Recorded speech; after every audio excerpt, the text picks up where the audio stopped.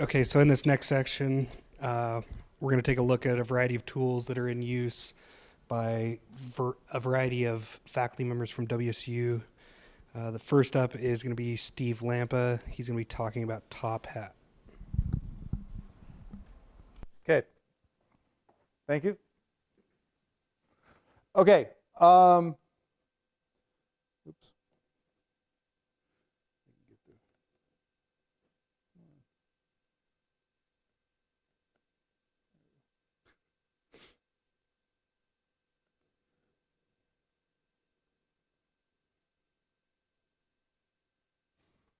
Okay, so I'm going to talk about TopHat. It's a bring your own device kind of cloud-based learning platform that you might refer to as an audience response system too, right? But it's a mobile audience response system that allows you to engage with the audience.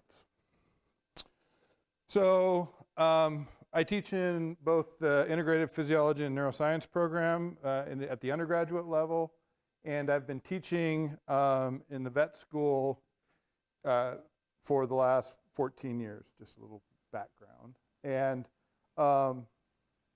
so I've really used audience response systems probably for about 6 years. I used iClicker, and then this is kind of iClicker on steroids, is the way I think of it in some ways. It's a lot more engaging platform to work with the students. So what can TopHat do? Oh, yes? We can't, I just can't hear you. You need to talk into the mic a little better.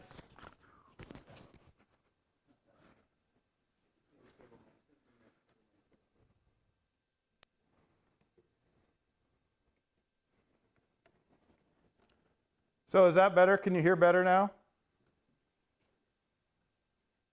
No? Yes? Can hear you fine. We can hear. Oh, sorry. We can hear. We can hear in Everett too, but we can't see content. If you're sharing content, we can't see that yet. Okay. Well, yeah, we should be sharing content. Hold on. Let me. Seeing a blue screen in Spokane. Is it on here? Oh, and then the microphone, you moved it kind of close to the laptop, and I can hear the laptop fan. I don't know if that's an issue. Thanks.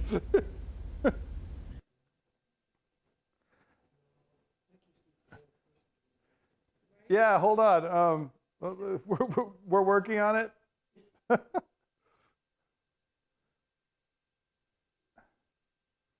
So it should. Yeah, there you go. Sending computer.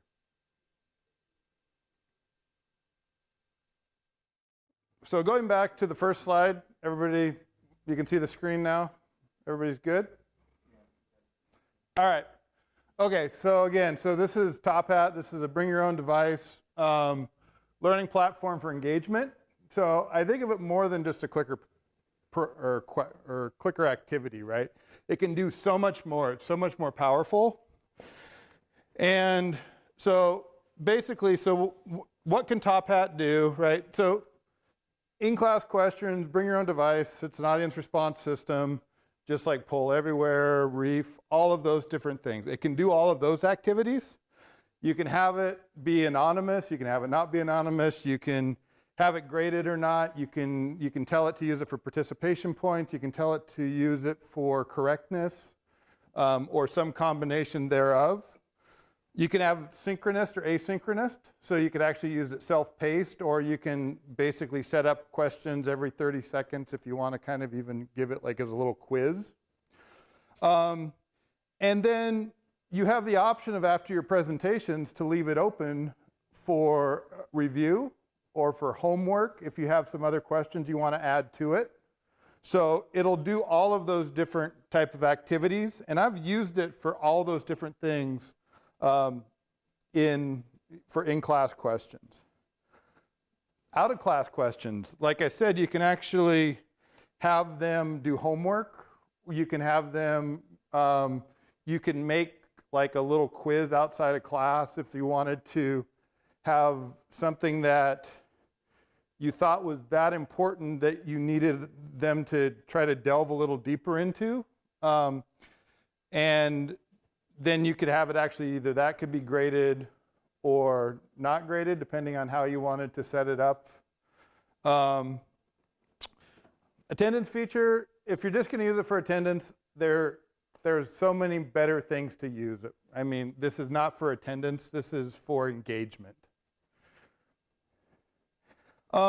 There's another feature that's called Pages that's actually in the TopHat program, and this actually allows you to author full documents that the students can look at on their bring your own device, and you can embed questions, you can put more complex content. You could put passages if you were doing some type of like clinical scenario, you could have them read that, and then you could actually have them work through it and have questions kind of lined up. And it could be even like a board, I mean like board exam type of ish questions, right? So you could have like a scenario and then you could have the different options there. You could even use it as publishing for full electronic documents. TopHat actually has a publishing piece that they actually now have a marketplace where you can actually get information published. So what are like my experiences? So I teach in both the veterinary medicine curriculum as well as the undergraduates. And I teach in VM 511, which is a small animal anatomy course. And I was the course director this fall. And we use the questions in a lecture, in a standard didactic lecture format for basically just thinking about key concepts and even, but also even more so is like encouraging peer interactions, right? So putting a question up there, but then giving them time to discuss it and then have them answer it, right? So you can do a little think, pair, share type of activities or some type of more engaged activity. We use it in the anatomy lab in a way that's kind of interesting. We actually have peer teaching experiences where we have questions, and they actually use TopHat to answer these questions on a daily basis. Like, did somebody show in anatomy, we have our students dissect a certain area, but then our class is divided into half, and so the second half comes in, and they actually get shown by a presenter what they've been doing. And then we actually have them give peer feedback on how their presentation skills were. Did they use the right kind of words in communication and things like that? So that's another way that I've used it in the VM 511 course. And then also we have just daily kind of questions just to see if they're getting some key concepts. And then in my undergraduate neuroanatomy course, I use it as on a weekly basis because the labs are weekly. And what we try to do is have kind of an integrative portion of the laboratory and lecture material and ask them pretty much lower level Bloom's taxonomy type of questions, right? So more identification, describe, having multiple choice questions, short answers.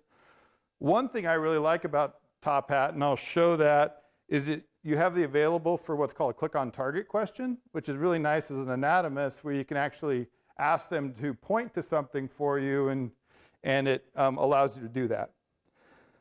So, okay, so we used this last year in Neuro 404, and I actually have a little bit of kind of Likert data, right, that shows like what was the student's perception of using this, right? So we basically asked, do you think it was effective for integrating both lab and lecture? And you can see the majority of the students either strongly agreed or agreed. And then thinking about stimulation of discussion with their peers, as well as even recommending that we use it again, right? So we actually did get a little bit of data that supported what we were doing. especially because it was basically our pilot study using this in this undergraduate course this way. And then there's one other question we asked, and if it's like, did they use it as a review for lab and lecture for their studying? Not really, but that gets to the whole idea that there's a metacognitive part, and they probably didn't quite get to that level and understand why it's important to ask themselves these questions. So the next thing I'm going to do is actually show you what the TopHat platform may look like. Oops. Why can't I get out of here? And, oh, sorry. Where's the, what's that? Oh, the screens. Oh, there it is. Okay.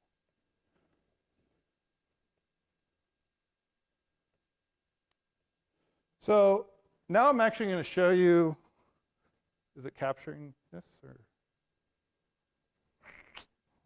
or is it probably in the other window? Sorry.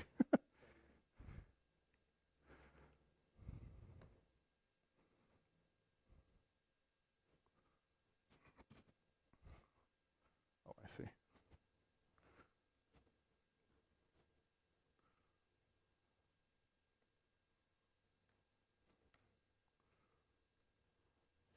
Okay.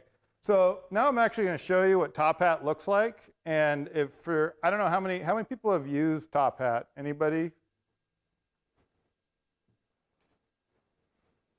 Okay, so I guess not. Okay, so this is the instructor screen, right? When you go into the login, you can create your own course, right? And creating a course doesn't cost the faculty anything. It's basically a student subscription price. And the student subscription price is about $20 a semester, I think, but it's $75 for 5 years. So, and those prices may not quite be right. I didn't look those up, but it's something. Yeah, so it's something like that. And so they can get a license basically for their entire either professional school or undergraduate or however it's going to be used. And so these are the different courses that I've created. And so I'm going to go to the Spring Technology Forum. So I'm going to enter my course. And this is where you create all your materials.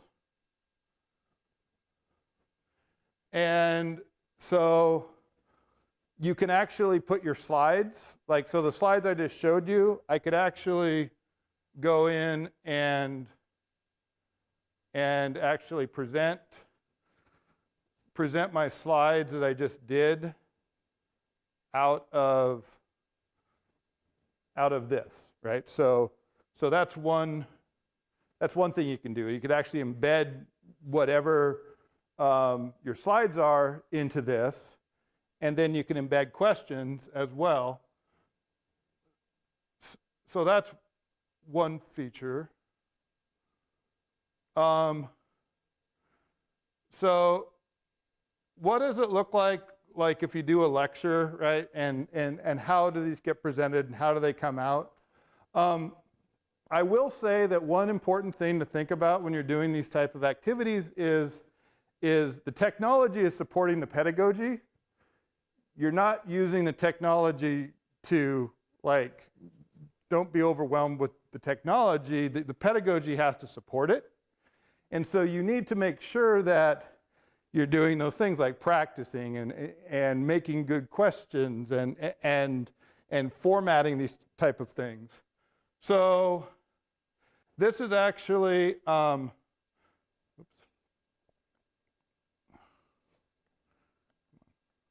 okay, so these are the slides that I present the very first day of class for the vet students. And the first question that I always ask is, have you ever used a clicker before, right? So, or some type of audience response system. And I think that, so that's what you need to find out. You need to find out where your students are. You need to find out where their engagement is with that. And then, so if if you all had like access to this as a student, you could answer this question, you know, A or B, right? And it pops up onto a mobile device, it pops up onto a tablet, it pops up, you could actually access it with a laptop, all those different ways. And then you can basically, you know, look at their responses. So to see if students are engaging in this, you could see if you have 95 students, you know, are you getting everybody to engage in the question? If not, you can kind of prompt them a little bit, or so this is just kind of one of the simpler type of questions you can use. And then, so this is kind of, the animal matrix is something we used for the MBTI type of thing. But one of our people kind of, the Myers-Briggs evaluation for extrovert, introvert. So we use these animal matrix. So on the extrovert side, you know, would be like the lion and the monkey. The introvert side would be the owl and the golden retriever. And so they went through basically our summer kind of introduction to vet school activity, and they got all this information. And so this is just another way to do this. But this is a question that's called click on target. And so they could actually point to one of these images to indicate what their animal matrix was. And then you can, you know, so then there is, oops, come on. So then you could ask, like, you know, a little more in-depth multiple choice question. You can ask, and then if you were talking about, come on. Then you could talk about, like, if you're talking about concepts, then you could throw a concept question in here. The nice thing that I like about TopHat is you could put images in there as well. So it's actually got, the authoring part of this program is really nice. And oops. This is weird. Uh-oh. What did I do? Oh, it's the extended. Where did it go?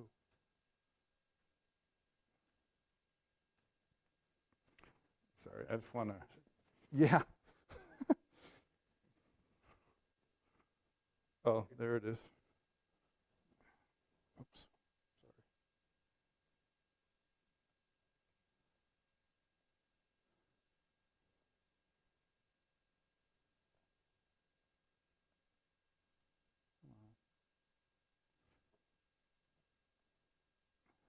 sorry. Okay, so that's kind of the type of questions you can embed. And how would you actually go about making one of these questions, right? It's, all right, now where's the cursor go again?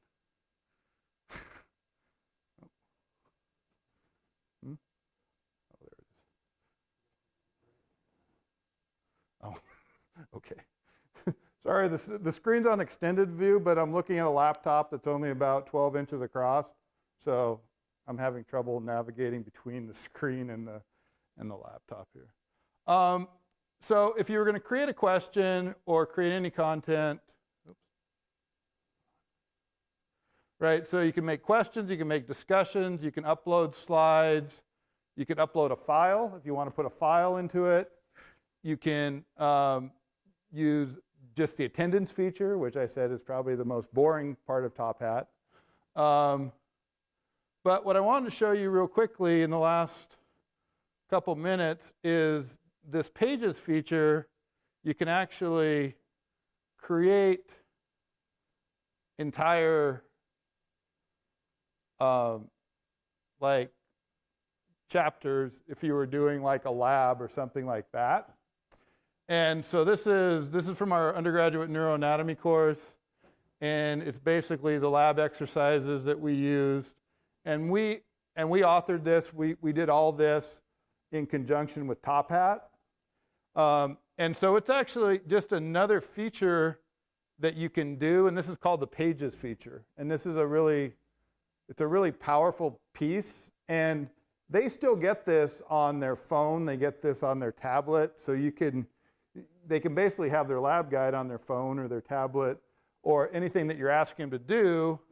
But then the other thing you can do is you can actually then embed questions like in the lab guide, right? So then they could use these as a post-lab assessment. And depending on how you wanted to integrate those questions, right? There's different ways of doing that. And so we had a little help from the TopHat people to put all this in there, but really it's pretty simple. It's cut and paste, and there's a lot of really just dropping the images into that type of format.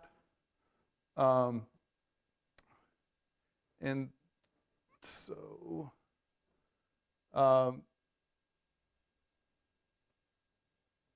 and what I just showed you can actually be exported as a PDF as well, so they could actually have the hard copy of it if you want them to have that ability, right? So that's just another way, another thing you can do that you can use it for. And some of these others are just other examples of questions that I've used. There's a gradebook feature, which it does integrate with our Blackboard, but I honestly haven't really done that much. I've used it more exporting into Excel and then taking that Excel and putting that into Blackboard. So I haven't tried to mesh the two learning management systems together, but I know it does it, but I just don't know. I just am inexperienced with that part of this. And like your students basically get a join code to join that class, right?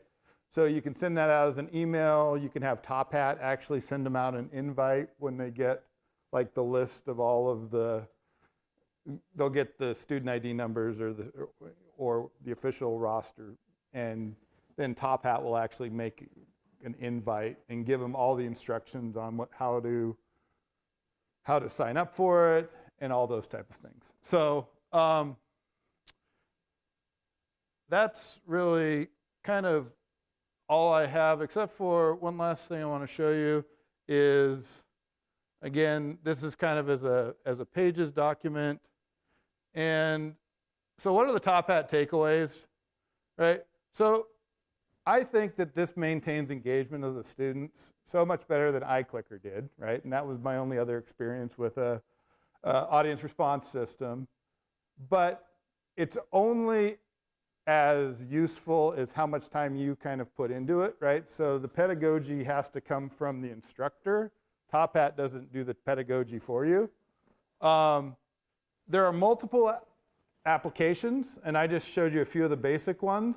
And then it takes practice and preparation beforehand. The learning curve is there, but it's not really steep because it's pretty straightforward. And I will tell you that they have some of the best technical support, that if you have a question and you're working on your class and you can't figure it out and you go to their help button, somebody's responding to you within 20 to 30 minutes. And usually faster than that, usually 5 minutes. And the other thing about TopHat that I've really appreciated is that it's evolving and it's evolving because of faculty input.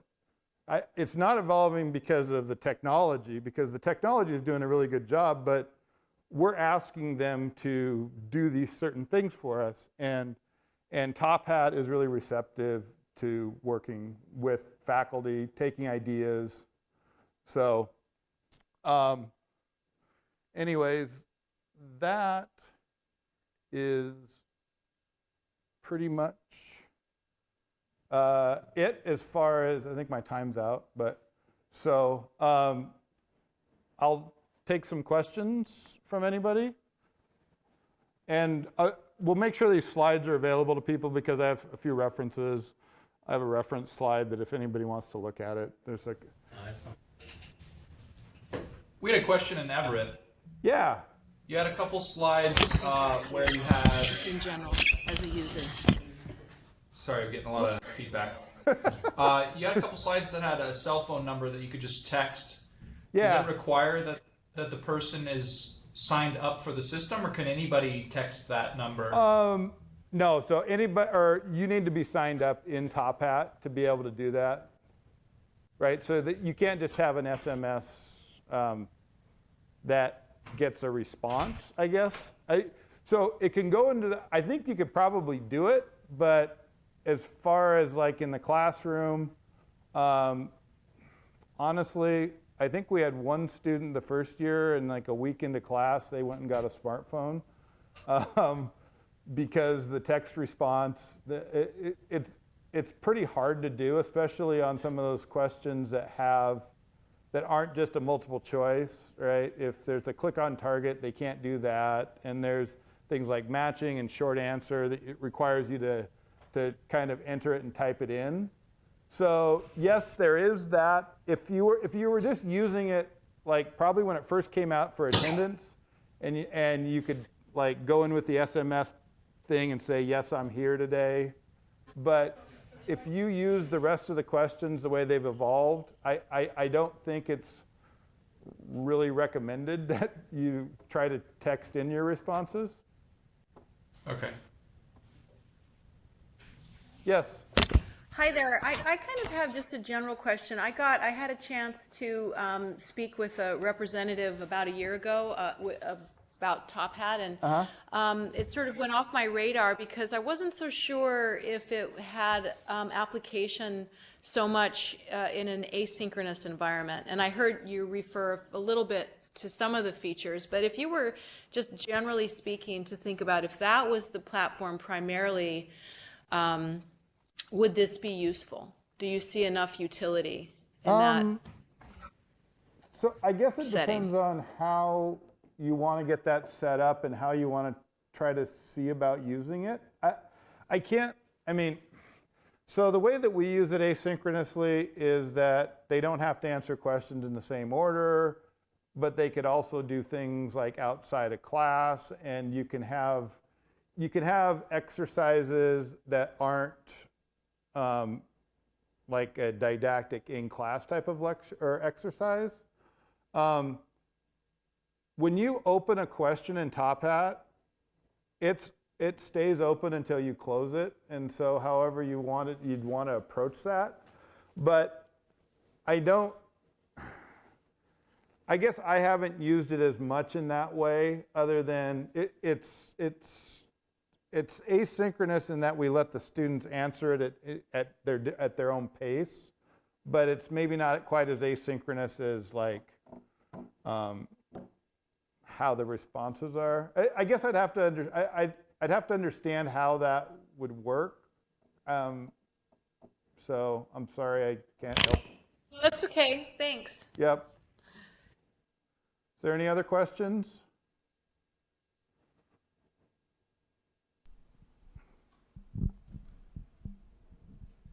Okay, thank you. Yeah. All right. Thanks, Steve.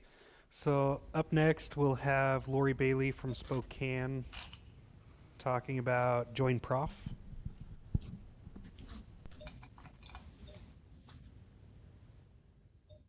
Can we get my PowerPoint screen and camera? Yep. Go Spokane.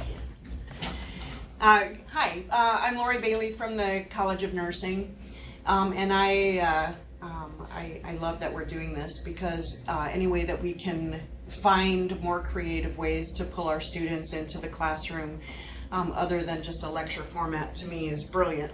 And one of the tools that I use is a tool called Join Prof. And I actually, because I like the learner-centered, engaged environment, if you have a device with you, if you go to joinprof.com/ELAYBE, you'll actually be into my moderated input.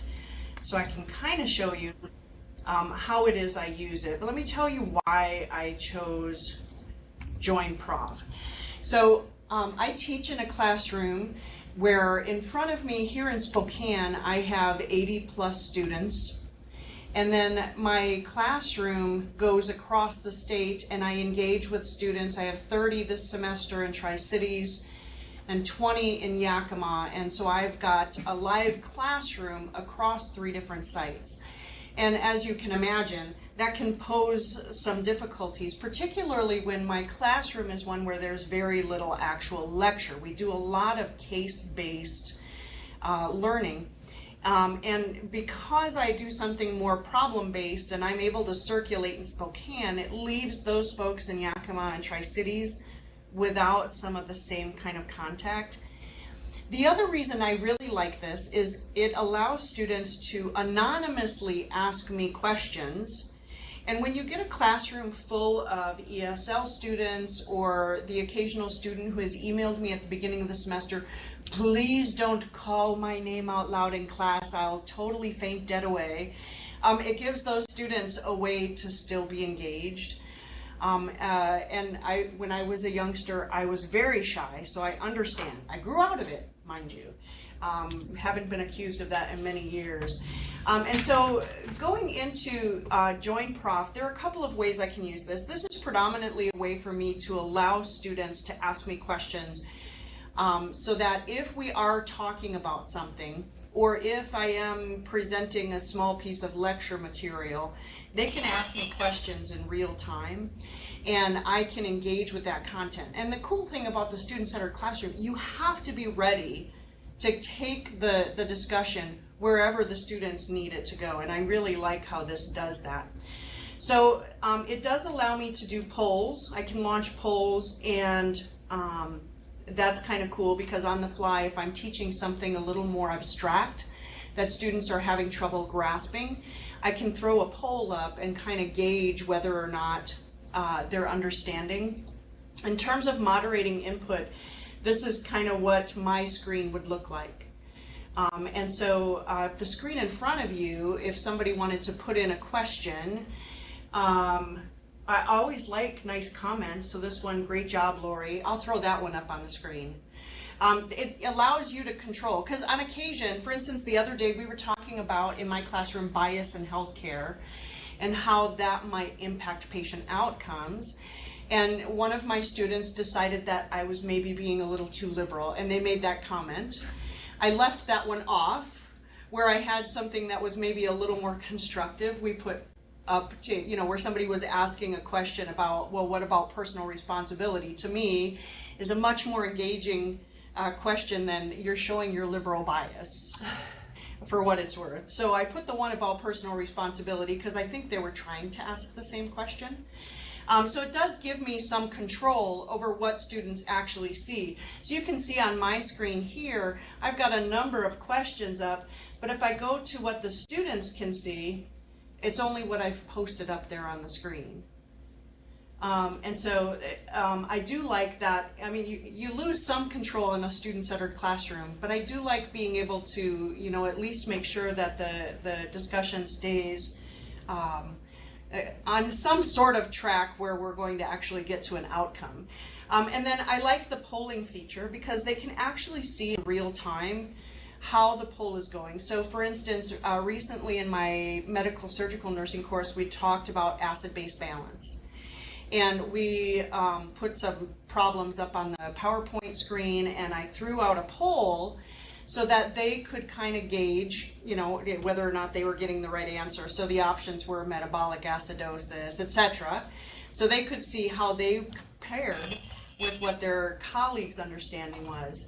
And so you can see here that if anybody wanted to answer the poll, we'll actually be able to look and see how those responses relate across the folks in the classroom. How do you access the poll? It should be visible to you. I put it up on the screen. It's not showing up for you? All I see is a provide input and audience questions, and it says no questions. Because here... I couldn't, yeah. You can't see it either? Well, now I'm stumped. Yeah, So much for technology. I haven't been giving you feedback, so I know I'm engaged with the program, but Nothing's coming up other than these two Yeah, I options. gave you a question and I saw it come up, but Yeah. I don't see anything from you. But it says. Hey, Lori. Yes. Hi, it's Andra in Vancouver. Hi, Andra. Hi. So the link that you put up for us just takes us to be able to sign up for Prof, but not what you're doing. The right? joinprof.com/ELAYBE. It wouldn't let you do the backslash, but then once I got in there, I put ELA. You could put in the ELAYBE to search Yeah, for me. yeah, Did that work? yeah. Oh, okay. It's funny because when I went in on mine today, ELAYBE with the backslash, and it went straight to it. I wonder if there's a difference in the devices. Did I bring chocolate? No.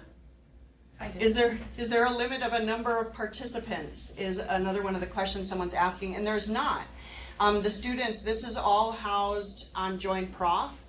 And so if the students signed into my moderated input, and if I forget to close the input, I'll see questions, like today I had, we did acute renal failure and they're getting ready for an exam on Friday.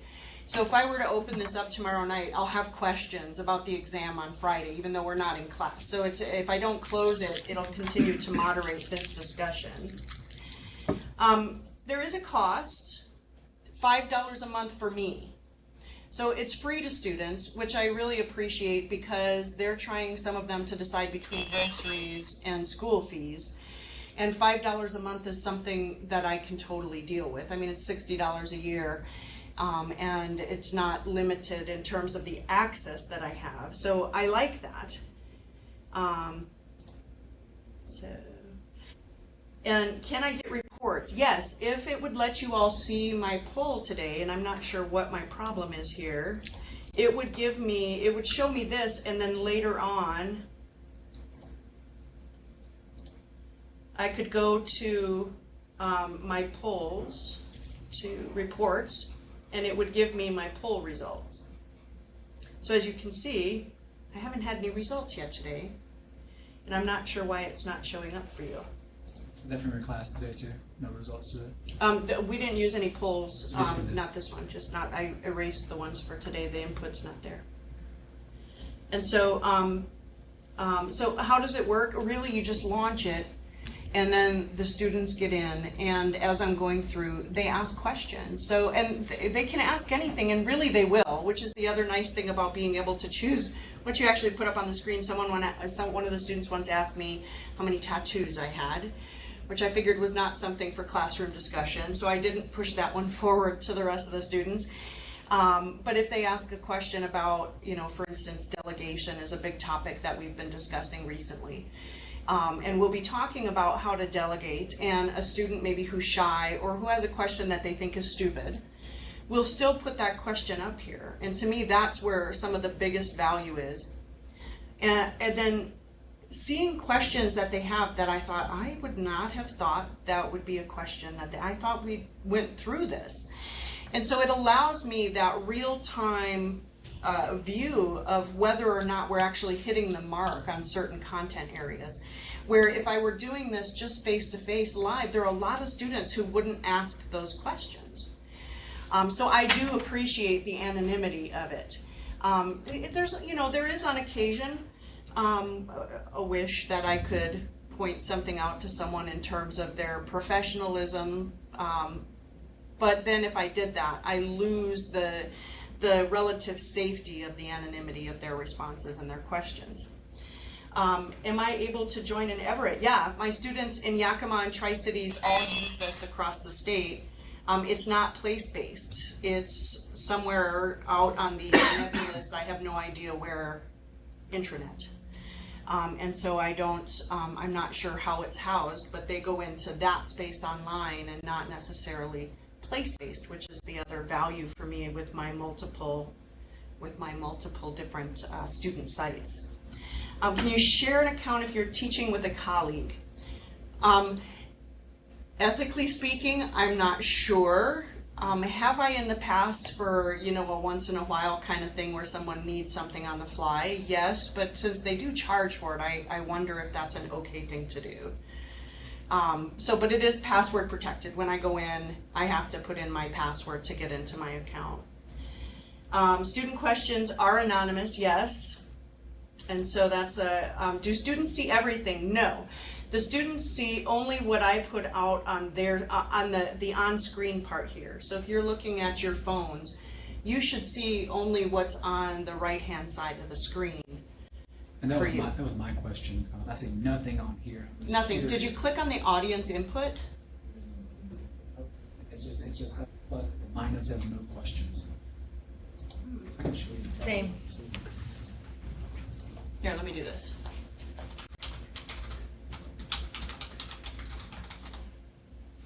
So here's what I get when I go into the student site. So provide question, but why is it not? I wonder why it's not pushing them out. When I do this in the classroom, I don't have this problem.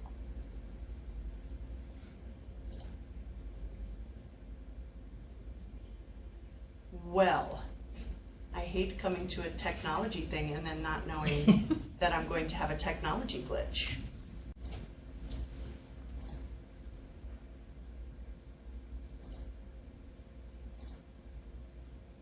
So there's my student screen now with the poll that I just launched. Do you have enough? Can you post another question for me? Yeah, I'm in. Can you see that now? On the student screen.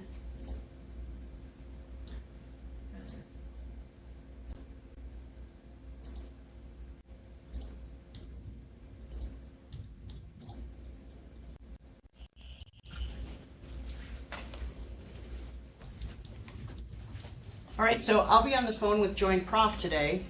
I suspect that I did not, in fact, sell any products for them. Why is that? I can't see them. I swear this works without a glitch in my classroom with students. It's only because I'm here with my colleagues. That's what it is, isn't it?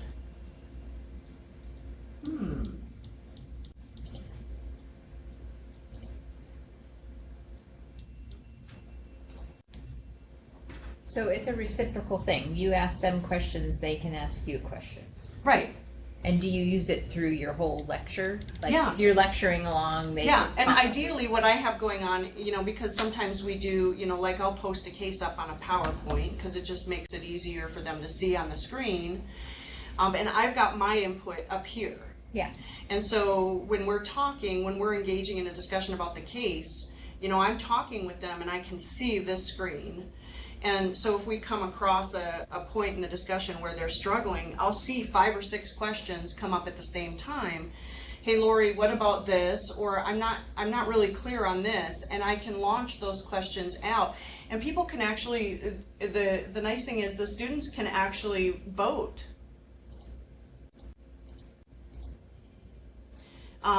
So, you know, if they're looking at a question and they say, no, we can't see them, they can hit the like button, and that tells me that there were 10 other students that agree with that question. And so I'm not understanding why I'm having issues today. They only see that if you push it out.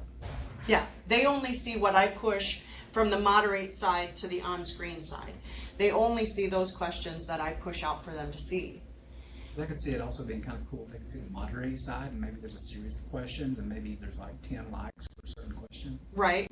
And you know, the thing about the moderate side is, you know, that it's that one place where I have just a little bit of control over where the discussion goes. Like someone may have put a question up on the moderate side, and I know that we're getting to that in about 10 minutes. And so rather than launch that question out and kind of get things a little more out of sequence, I might wait and push that question out and say, now let's talk about this, or clarify this. And did you say they use it as a forum to ask you questions outside of class? Sometimes, yeah. If I forget to close the session, I'll come back to it 2 days later and there's like 12 questions that have been since I left class. So, you know, they obviously see the benefit and use it pretty routinely in and out of class. And I really love the ability to do the in-class on the fly poll. You know, because if I know I'm getting to something that's going to be a more difficult concept, as we're going through and they're, you know, maybe they're working a case on a given content area, while they're talking, I can throw that poll out, and when we, you know, they can start answering the poll. When we come back together and talk about that case, I then see the results of the poll and can share with them. Say, okay, so a lot of you didn't understand this content area. Let's talk about that a little more. Let's talk about, you know, what do you remember from when, you know, when you were reading or whatever. I can redirect the discussion to bring it back to what the students need. It's Mr. Clark, Bradley Clark. Was that the one who contacted me about this? If I were to send you an email after I figure out what is wrong with this today, would you share with everybody?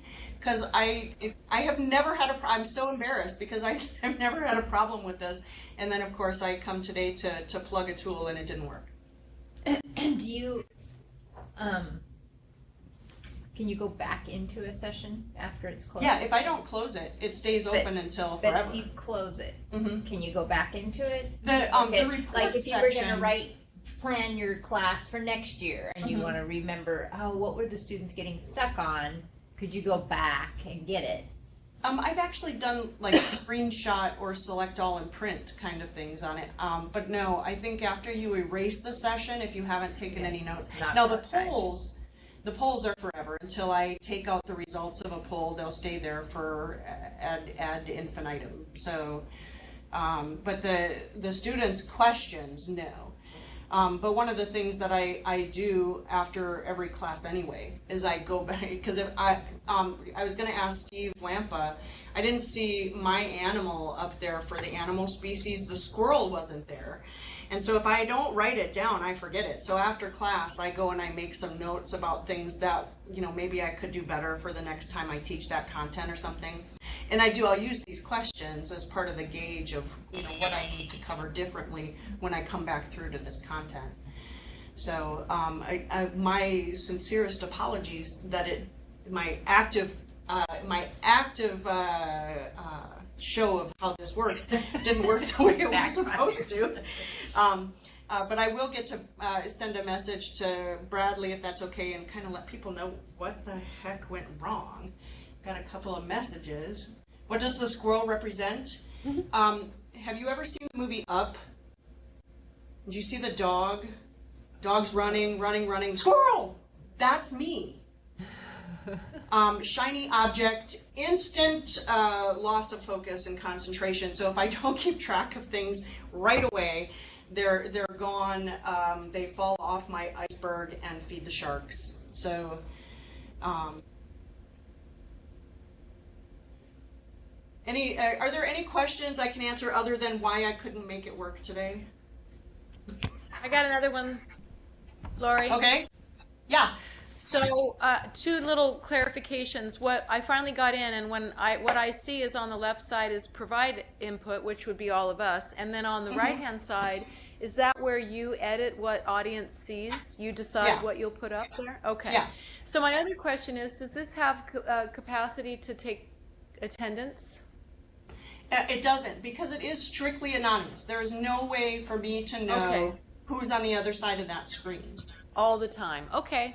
Yeah, there is absolutely zero way for me to figure out who's on the other side. And like I said, there are times where I really want to know who's who. And there are times when we're really engaged in discussions in class, and those really shy folks or the ESL, they won't ever speak up. But I hear from them all the time with these. Like some of them will come up to me, they put their question in, and then they'll come after class and say, "That was me, thank you." Right? So, they didn't want anybody else to know that they asked that so-called stupid question. And so I get more engagement, I think, from those folks, which is where I see some of the benefit. Well, that and sometimes it's so hard to hear in Yakima or Tri-Cities. And they're always afraid of interrupting. That's what they always tell me. Although I say, polite doesn't matter here. You gotta, fend for yourself, kind of thing, right? So, but they do. They'll use this to engage with me in a way that maybe they feel less comfortable doing by unmuting their classroom. Do you have to join for a year at a time? No. I can drop this anytime. As a matter of fact, I typically stop paying over the summer months. Okay. Hi, Lori. This is Mark Beatty over in Everett. Good to see you again. Nice to see you. How are you? I'm doing great. It's been a while. Yes, Yeah. indeed. Thanks for sharing this tool with us. This is pretty interesting, trouble. actually. Jacob Murray with me. He's in engineering. When we teach a lot of AMS classes, so this may find some application for us. Thank you. I'm glad. Thanks. Yeah. All right. I have another appointment, so I'm going to wrap this up, and thank you all very much for having me. And Bradley, watch for an email. Okay, so up next we'll have Lisa Gloss here on the Pullman campus present. We'll get her set up and ready to go.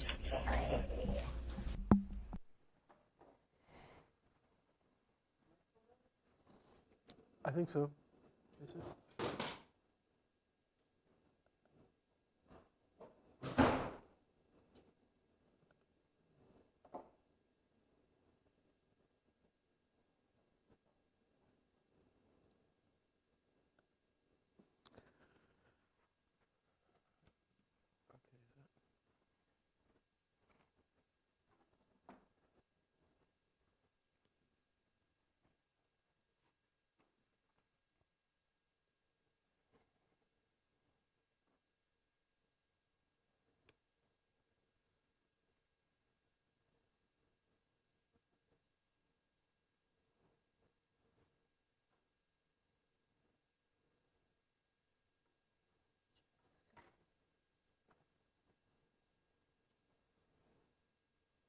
At the other sites, can you see the computer? Can you hear me? Yes. Yes to which question? Can you hear me? We can see the content and we can hear you. All right, then I'll get going. So I'm Lisa Gloss. I'm in the School of Molecular Biosciences. I'm a biochemist. I've been teaching a 2-semester biochemistry series, conjoint 413, 513, and 414, 514, for probably about 18 years. And about 4 years ago, we decided to flip the classroom. I had co-taught it for many years with Bill Davis. The last 3 years I've been teaching on my own. And Bill and I decided to flip the course. And that was successful, and our plummeting performance improved. But then I switched to team-based learning. And so I would give quizzes to assess whether the students had prepared before class, before they'd come into class. And then Eric Mazur, a year or so ago, came and gave a seminar at WSU and presented the platform that he had developed, Perusal. And so I've done a test run on it, and I'd like to present it to you. I'm not as courageous as the previous speakers, Steve and Lori, so I'm going to give you screenshots.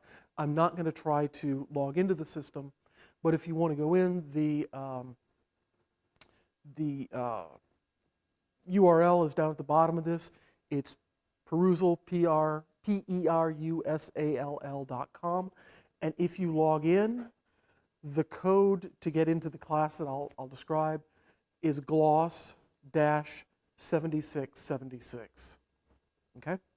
So what this is a social networking reading platform developed by Eric Mazur, who's a renowned physics professor at Harvard. And the premise is that learning is a social activity, or is at least enhanced by social activity. People learn better in groups than in solitary. Okay? And so there are various ways that we can achieve this in the classroom, and some of that's been discussed in the previous 2 talks. But also, examples would include active learning, team-based learning, POGL, think, pair, share. We all have various different ways of doing this. But in an active learning classroom that's coupled with a flipped classroom where you want students to prepare beforehand, either by reading or by watching videos, this tends to be a solitary activity. So how can we bring that benefit of interaction in learning to these pre-class environments? And that's where Dr. Mazur came up with the idea of parlaying the power and attraction of online social networking, which certainly our current generations of students are very comfortable with. How can we incorporate that productively into the classroom? So what he developed is Perusal, which is a collaborative online reading format, okay? And he's presented many webinars. There's a Facebook page about it. You can go to Perusal and look up all the information there. So I'm going to focus on giving you an overview. I think you have my name and my contact information if you just go to the search for me on WSU. I'm happy to answer more in-depth questions during this presentation as well as afterwards. But I'm just going to give an overview. Okay? So what does it do? From Dr. Mazur's statistics, it means most students come to class more prepared and have completed the reading assignments. So for example, when we started this flipped class format, we would give pre-class quizzes. And then I have the students come in and work as a team to do the quiz. Yeah, they don't necessarily do all the reading.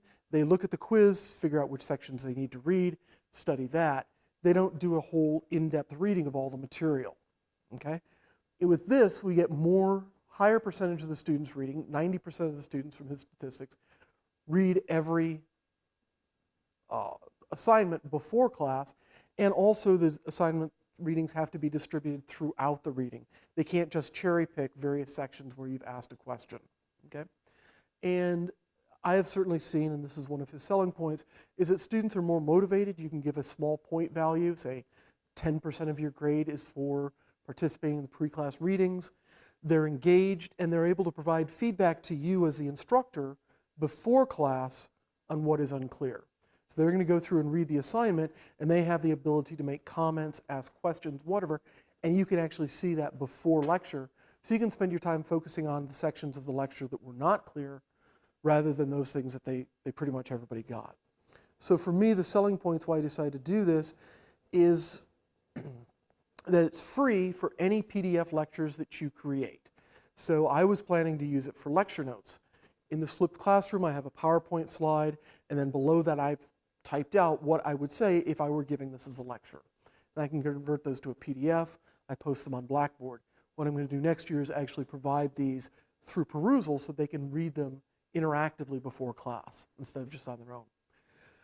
If you want to use a textbook, Perusal will work with the publishers to obtain the ebook, and this is generally cheaper for students. For me, since I'm teaching majors, the one downside of it is the ebook often has limited access. They can get a one-year subscription. Well, if they're going to go on for a lifetime career in biochemistry, they might want to have access to Leninger for more than a year. Okay? So that is one sort of downside to it. Cheaper, but limited access. Okay?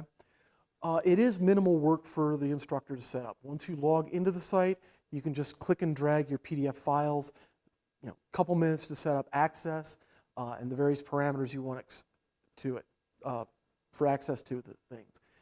The big point for me that I'll go through a little bit more detail is you get automated evaluation. It gives you automated grading of the student's response. I'll say how that's graded in a few minutes. And it also gives you can get a pre-class confusion report.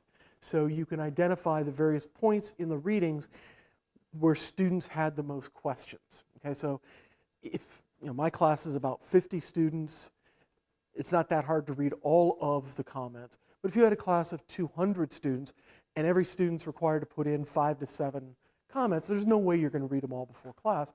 But it has very good data analytics to go through and pull out what were the sections that were confusing to students. Where should you be focusing your efforts during class, and what were their specific questions? Okay? So my test run on this, as great as all this sounded, I wasn't ready to go, having learned about it last summer, I wasn't ready to go live in fall 2016. So I decided to do a test run on an extra credit assignment that I'd used the previous year. So as part of the College of Veterinary Medicine Teaching Academy Summer Journal Club, we'd read the book Make It Stick, The Science of Successful Learning by Brown, Roediger, and McDaniel. And I thought, wow, there's a lot of messages in here that my students really would benefit from. It's a biochemistry class, can I really make this an assignment? I'll just give it as a benefit as extra credit. So I did this in the fall semester, the 413, 513 class. I first did this in fall 2015, where what I did as for assessment is I had them write 1 to 2 page reflection essays. For me, with about 20 to 30 students making reading every 20 weeks or every 2 weeks, this was a lot of grading and reading. So I gave them feedback, but not a lot of feedback. And the only interaction they got was between what they thought and what I thought of what they thought. So it wasn't really interactive. So between the grading and the lack of interaction, I decided, well, let's try this on Perusal. So I went into Perusal. If you're there, I don't know how many of you have logged into the site, but there are a number of different parameters that you can set up. You can set up how long they can see it, how many comments they have to make to receive full credit, what's their due date, can they turn it in late, what have you. All those things can be determined by you as the instructor. I required 7 annotations per chapter. That seemed, based on the length of the chapter, pretty good. Students didn't have a problem with that. And it also requires that annotations be distributed throughout the reading. So if they only read the first 2 pages and make 7 comments, they're not going to get full credit. Okay? So you can sort of force them to read the entire article. And it also has this automated grading that it goes through each of the annotations and rates them. And when they were setting up this software, they had their algorithm rate things, and then they had individual humans go through and rate the comments. And there was very good agreement. And I could say when I went through and read the students' comments and rated them on a 0 to a 3-point scale, I was impressed. I would have given exactly the same ratings. So it'll give you comments of 0 for it's just a, yo, I checked in, I did not making any particularly intelligent statement about this, to 1, the students have thought about it, there's some level of thought, but it's relatively superficial. It's not really in depth, versus 2, a commoner question that demonstrates a thoughtful reading and interpretation of the text. And what I was amazed is that most of my students' comments were at the level of 2. They were really making thoughtful analyses of these. Whereas when I'd done the reflection essays, they really weren't that thoughtful. But maybe it's because it's, they know their peers are reading it, what have you. Because they didn't have to string together a whole paper, they could make individual comments. I found that their comments were much more insightful. And again, you can set deadlines. For this, I let them submit throughout the semester. I tried to get them to do it every couple weeks, but they could submit it all the way through the end. It's just if they didn't read till the last part of the semester, they only got partial credit, whereas if they were reading the book all the way through, they got more credit. So here's my attempt at technology, which is working. So you can see on the left-hand side is just an excerpt from one of the pages out of the first chapter of the reading. And it highlights different sections, different students' comments. There are about 4 different ones here in different colors. And then over on this side, you see all your buttons. You can look at individual conversations. You can look at various threads. You can look at all the comments. And you can see here, what you notice is there are, about 10 different comments that were on this one page. And you can see the number of comments, or 10 different threads and the number of comments. So we have some with only a couple. One person made a comment, one person made a response. There are others where we got much more questions. And I was actually reading this last night again and realized these students were really quite interactive. I hadn't picked up on that. They got less toward the end of the semester. Here we have a comment with, a comment and 3 different responses for about 20 students. So we got pretty good interaction between the students. And there are various, again, a lot of different features that you can go through. I'm happy to discuss those in more detail, probably when you're logged in and I'm logged in, we can talk about. So my takeaway lessons were the positives compared to when I had the extra credit readings, they had to write a reflection essay. I had about the same percentage of students in the class, about 40% of the students participated in the extra credit reading. But the grading work for me was a lot less work. It was also, I felt, more objective. It was more objective. It wasn't, did they say something that I liked or did they say something I didn't like? This was more about what the content was. I thought the comments were more insightful than in essays. And also we had dialogue between the students. And I thought the automated grading was quite accurate. The disappointments is I had variable level of student interaction discussion. Some students were quite interactive, others just went in, put their comments, didn't ask questions, whatever. They've upgraded the system, and I think now I can go in and require them to put in a question. If they want full credit, some of their annotations must require questions, must require responses to other statements. Also, if I had been more proactive, instead of just going in at the end, if I had been going in routinely and adding seating comments or something like that, or responding, I think I could have been more engaged. I sort of just let the students go. I didn't want to interfere. I think if there had been more engagement on my part, I could have prompted even better conversations. For this, I didn't find the confusion report at all useful. I think it was more the nature of the reading. It wasn't hardcore science like they're discussing in class. It was more about how to learn and their preconceived notions and what those were. So I don't think that's a fault of the proposal or the perusal. I think it's a fault of the way I used it. From the student perspective, I collected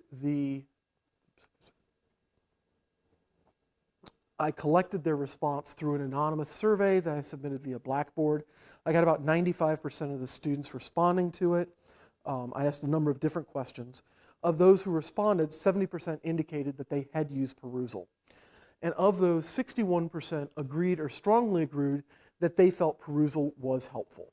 Okay, so to me, that's the way I'm going to do the extra credit readings, and I did it the next semester as well. Only about 58%, so slightly less, thought it would be useful for lecture note readings. So when I got this result in December, I wasn't ready to go whole hog in doing my lecture notes. And I couldn't, I'll come back to some other reasons why I didn't proceed, but I think this is strong enough buy-in that it's worth considering down the road and moving forward with that. So my second attempt at Perusal was again extra credit readings, and I'd done this the year before in the second semester, where now I've got a smaller class. I've got about 30 students. Pretty much all of them are biochemistry majors, so they're much more focused. So now I wanted to move the extra credit readings into reading the literature. So we covered a topic like lipoxygenases. And we go in this much in depth. I want to provide them reading where they can go much more in depth into that and give them extra credit for that. I'm not going to hold them responsible for that, but here's your practice at reading the literature.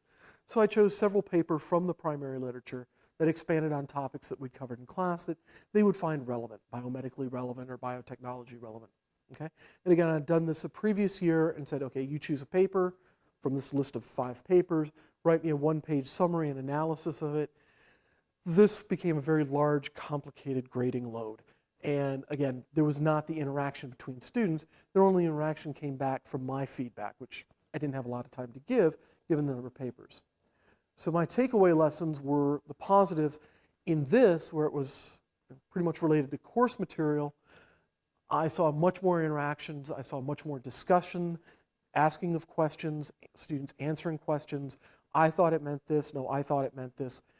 Much more interaction between the students. I think the questions could have been a little bit more rigorous.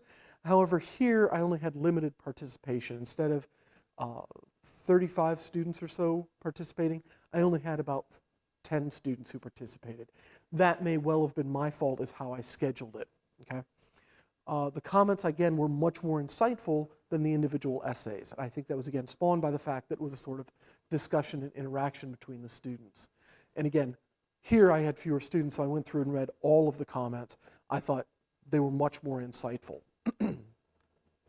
The disadvantage, again, I had fewer students involved, and I think that's more a tweaking of my scheduling of it and how I do that. And again, I think here I should have been more proactive. I could have, and this is a feature that you can do in Perusal, you can go in and say, okay, here's a key point. You know, this is something I want you to comment on. You could ask, you can seed it with questions. You can put your comments in as well. I think for literature papers, which are fairly high level for these students, that would have been a helpful guide to what to focus on. Because I found some students focusing on the materials and methods like, no, that's not what I want. You know, here's the hardcore data. No, not that data, this data. This is what I want you to focus on. I think that would have made this more productive. Okay? So my take-home message, big picture, is I think this is a very useful tool, particularly if you're using a classroom environment where you want to ensure that the students come in with at least some level of preparation. Quizzes are useful for that, for assessing their understanding, but this is a way to also allow them to engage in it more interactively.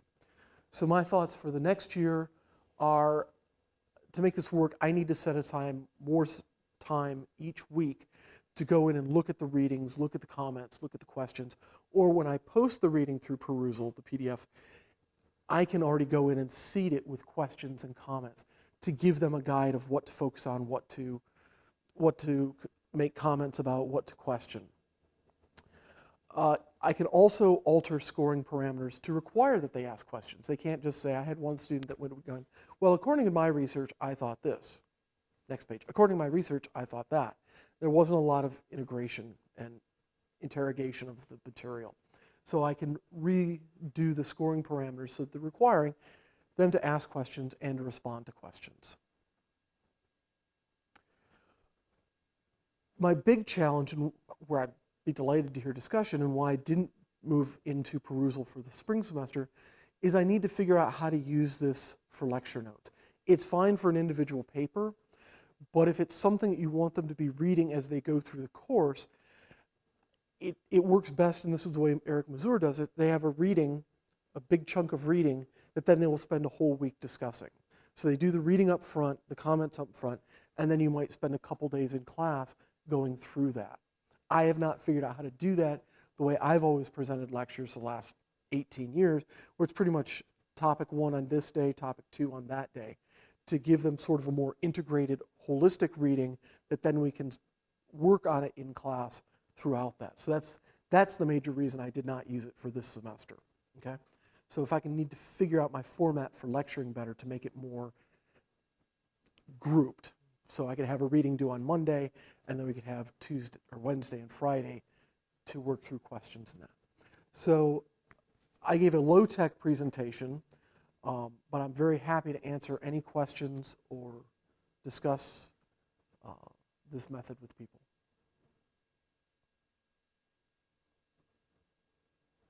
And I've left time for the last speaker. Any questions from the other campuses? Yeah, we do in Everett.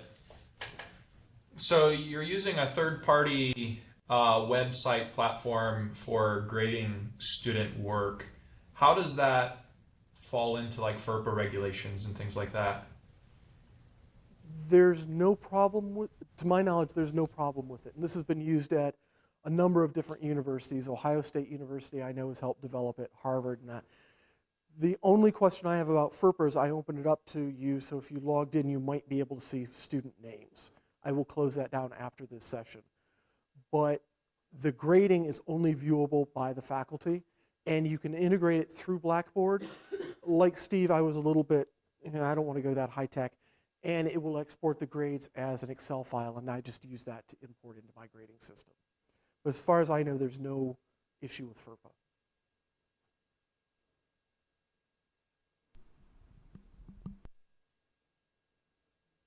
Other questions? Well, thank you very much. Thank you. So next we'll have Demetrius Abshire. He's going to be presenting from the Spokane campus on Kahoot. Created Kahoot really just for illustrative purposes. You'll be able to create your own with the content that's specific to your needs, but there are many others out there that are just kind of fun to do. And this Kahoot is about identifying different foods. So you can see, if you're looking at my screen, it's loading. You can see at the bottom, it's loading the actual, this is called a Kahoot. So a Kahoot is sort of a term that represents, it's an individual game. And so I'm going to tell it, I want the classic mode, player versus player, using devices. You'll get to this screen, and you'll see number now. Demetrius, are we supposed to be logged in? Yes, go to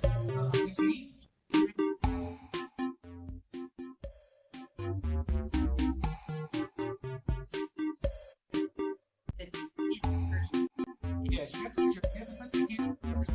This is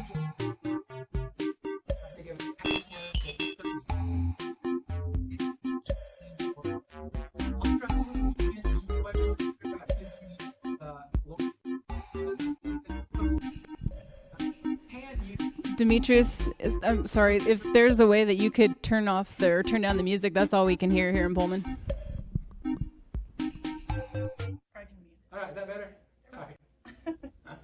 It does play this cutesy little music that I don't know if we can turn that off or not.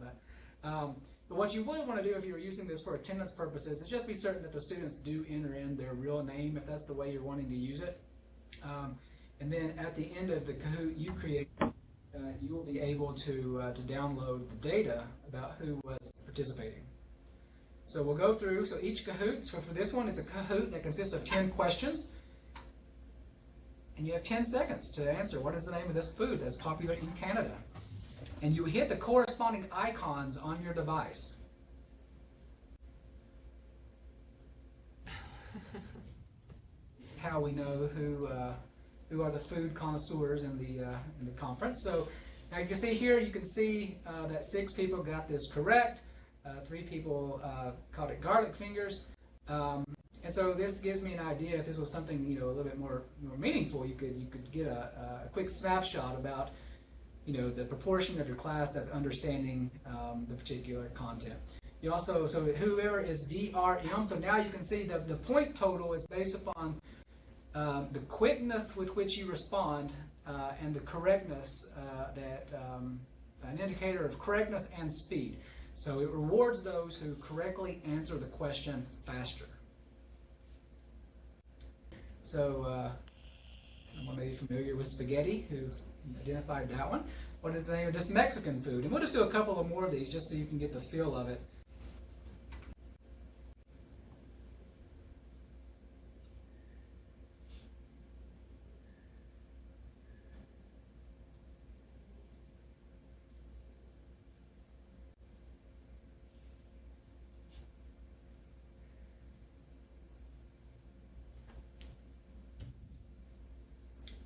So most everyone got that one, and we'll stop after this one. So you'll notice now, our leaderboard is changing.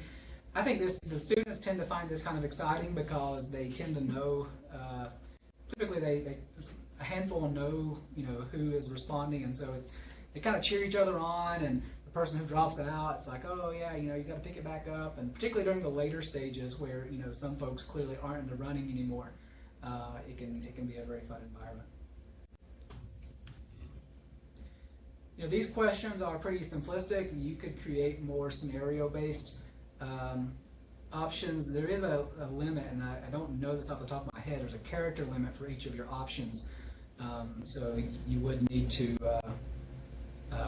carefully think about what types of questions may be appropriate for your, for the Kahoot that you create.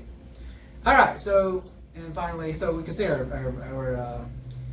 leaderboard changed after every question, and again, I think the students, and they also will tell you, it'll give you, like if so-and-so had a particular streak, maybe they answered 10 questions correctly, it'll tell you that. So, I think I find it a fun activity. So just real quickly, I have a little more to go through, but any thoughts about, was that easy to use, difficult to use? Any initial thoughts about that?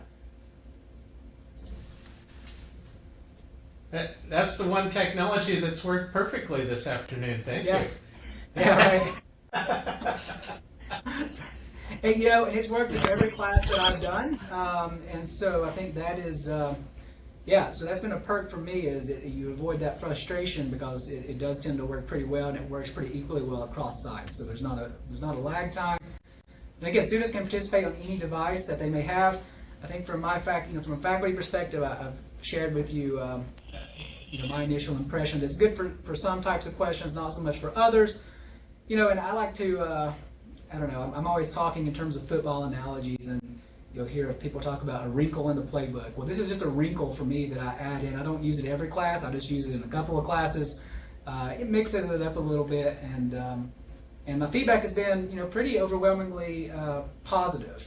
I'm continuing to evolve in terms of how much processing I do in between questions. I think for me that's become a critical part of it, not just rushing through, but actually going through, seeing what the students are understanding, seeing maybe where there's a level of disagreement, and then pausing and having a thoughtful discussion. And it really, it ends up taking quite a bit more time than you would think, because it stimulates some really nice discussion. So just very briefly, it's really simple to use. So if you can see in the top left-hand side of the screen, it says, new K exclamation mark. That just tells you that that's where you go if you wanted to create your specific Kahoot, how many questions you want. There's different settings in there about how much time you want per question. There's several options here. I've only done the quiz options. I've not played around with these other two. So it sounds like with what Lori mentioned earlier, there was options for some discussion, and you could do some survey-based Kahoots as well. So just a quick screenshot of, you enter in the title of what your Kahoot's going to be. You can add a description. You can tell it who you want it to be visible to.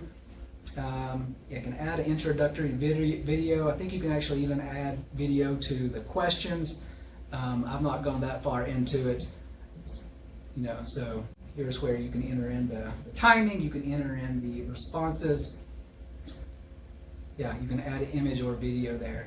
So I use this for a class on complementary alternative remedies. And so, for example, I may have an image of garlic, for example, and the students, have to pick that out. That's more of a basic level which you can do it, but you could add any kind of image that maybe is a better example than I just gave you there. So that's all I have. I'll be glad to take any other questions that you all may have. Have you noticed that the different devices have an advantage over the other? Like a laptop being better than a cell phone? Or No. Jacob beat me on the laptop every time because I was on a cell phone. Yeah, and those are kind of the fun things that come about in the class too. And it's a little.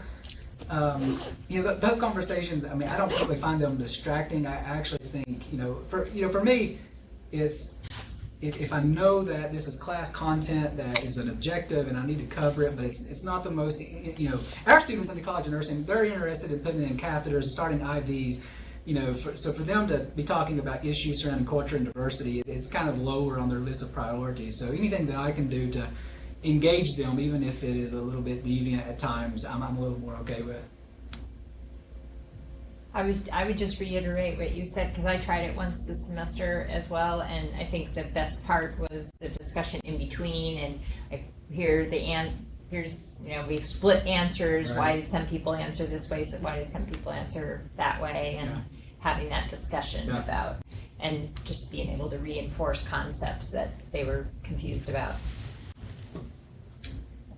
Yeah, I agree.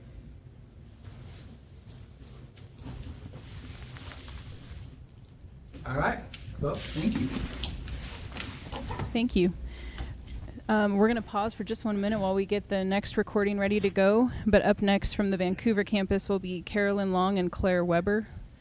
So we'll just pause for 1 moment, and I'll let you know when we're ready to get started with the next recording.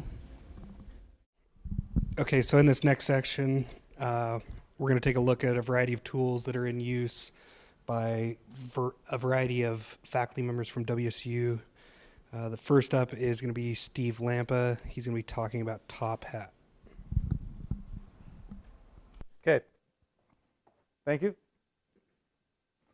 Okay. Oops.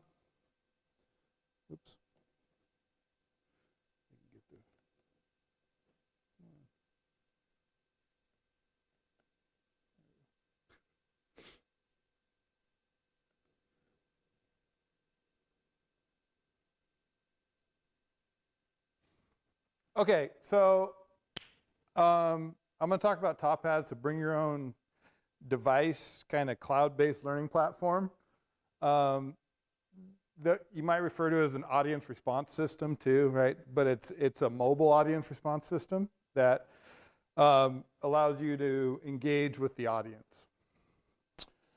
So I teach in both the integrative physiology and neuroscience program at the undergraduate level.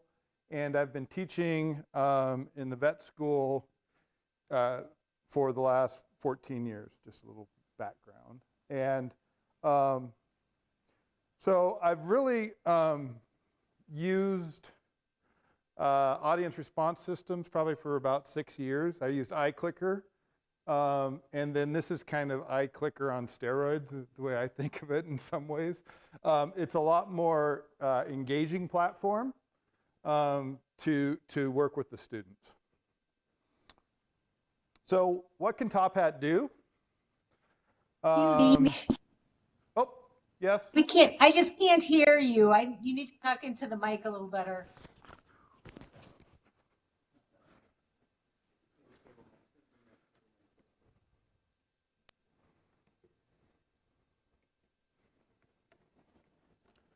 So is that better? Can you hear better now? No? Yes? Can hear you fine. We can hear. Oh, sorry. We can hear in Everett too, but we can't see content. If you're sharing content, we can't see that yet. Okay. Well, yeah, we should be sharing content. Hold on. Let me. Seeing a blue screen in Spokane. Is it on here? Oh, and then the microphone, you moved it kind of close to. TopHat program, and this actually allows you to author full documents that the students can look at on their bring your own device, and you can embed questions, you can put more complex content, you could put passages if you were doing some type of like clinical scenario, you could have them read that, and then you could actually have them work through it and have questions kind of lined up. And it could be even like a board exam type of ish questions, right? So you could have like a scenario and then you could have the different options there. You could even use it as publishing for full electronic documents. TopHat actually has a publishing piece that they actually now have a marketplace where you can actually get information published. So what are like my experiences? So I teach in both the veterinary medicine curriculum as well as the undergraduates. And I teach in VM 511, which is a small animal anatomy course. And I was the course director this fall. And we use the questions in a lecture, in a standard didactic lecture format for basically just thinking about key concepts and even, but also even more so is like encouraging peer interactions, right? So putting a question up there, but then giving them time to discuss it and then have them answer it, right? So you can do a little think, pair, share type of activities or some type of more engaged activity. We use it in the anatomy lab in a way that's kind of interesting. We actually have peer teaching experiences where we have questions, and they actually use TopHat to answer these questions on a daily basis. Like, did somebody show in anatomy, we have our students dissect a certain area, but then our class is divided into half, and so the second half comes in, and they actually get shown by a presenter what they've been doing. And then we actually have them give peer feedback on how their presentation skills were. Did they use the right kind of words in communication and things like that? So that's another way that I've used it in the VM 511 course. And then also we have just daily kind of questions just to see if they're getting some key concepts. And then in my undergraduate neuroanatomy course, I use it. Oh, I see.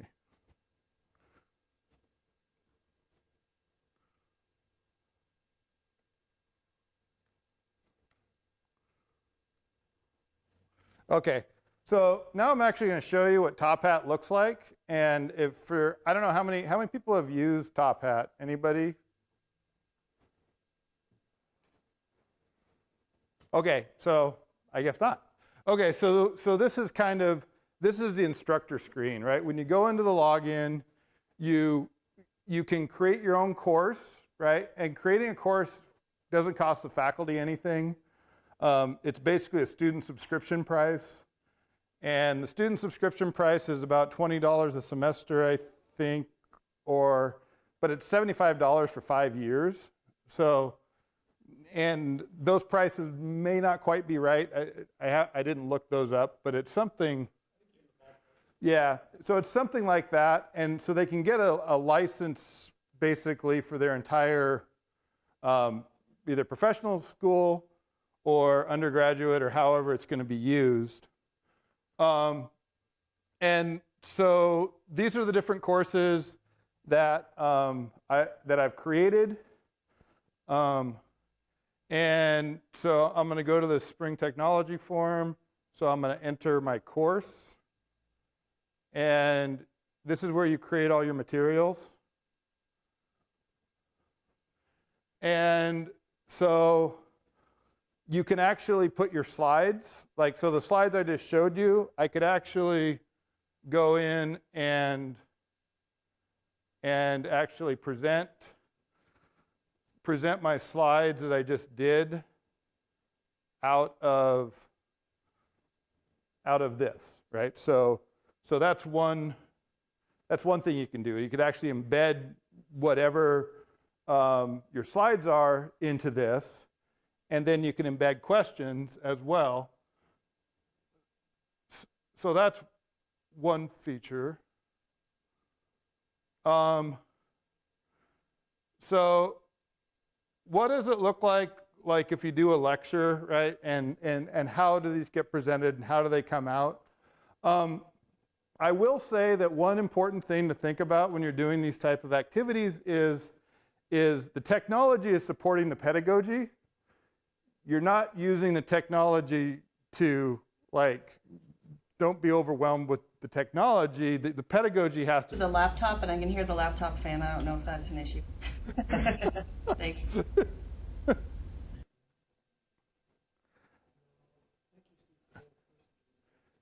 Yeah, hold on. We're working on it.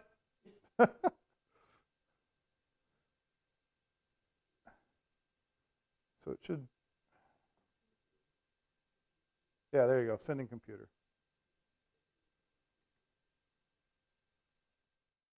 So going back to the first slide, everybody, you can see the screen now. Everybody's good? All right.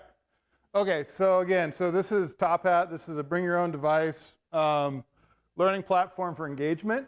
So I think of it more than just a clicker or clicker activity, right? It can do so much more. It's so much more powerful.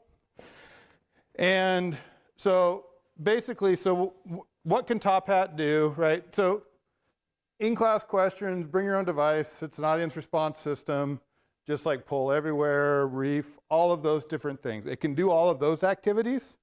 You can have it be anonymous. You can have it not be anonymous. You can have it graded or not. You can tell it to use it for participation points. You can tell it to use it for correctness or some combination thereof. You can have synchronous or asynchronous, so you could actually use it self-paced, or you can basically set up questions every 30 seconds if you want to kind of even give it like as a little quiz. And then you have the option of, after your presentations, to leave it open for review or for homework if you have some other questions you want to add to it. So it'll do all of those different type of activities, and I've used it for all those different things for in-class questions. Out-of-class questions, like I said, you can actually have them do homework. You can have them, you can make like a little quiz outside of class if you wanted to have something that you thought was that important that you needed them to try to delve a little deeper into. And then you could have it actually, either that could be graded or not graded, depending on how you wanted to set it up. Attendance feature, if you're just going to use it for attendance, there's so many better things to use it. I mean, this is not for attendance, this is for engagement. There's another feature that's called Pages that's actually in the, as on a weekly basis, because the labs are weekly. And what we try to do is have kind of an integrative portion of the laboratory and lecture material and ask them pretty much lower level Bloom's taxonomy type of questions, right? So more identification, describe, having multiple choice questions, short answers. One thing I really like about TopHat, and I'll show that, is you have the available for what's called a click on target question, which is really nice as an anatomist, where you can actually ask them to point to something for you, and it allows you to do that. So, okay, so we used this last year in Neuro 404, and I actually have a little bit of kind of Likert data, right, that shows like what was the student's perception of using this, right? So we basically asked, do you think it was effective for integrating both lab and lecture? And you can see the majority of the students either strongly agreed or agreed. And then thinking about stimulation of discussion with their peers, as well as even recommending that we use it again, right? So we actually did get a little bit of data that supported what we were doing, especially because it was basically our pilot study using this in this undergraduate course this way. And then there's one other question we asked, and if it's like, did they use it as a review for lab and lecture for their studying? Not really, but that gets to the whole idea that there's a metacognitive part, and they probably didn't quite get to that level and understand why it's important to ask themselves these questions. So the next thing I'm going to do is actually show you what the TopHat platform may look like. Oops. Why can't I get out of here? And, oh, sorry. What's that? Oh, the screens. Oh, there it is. Okay.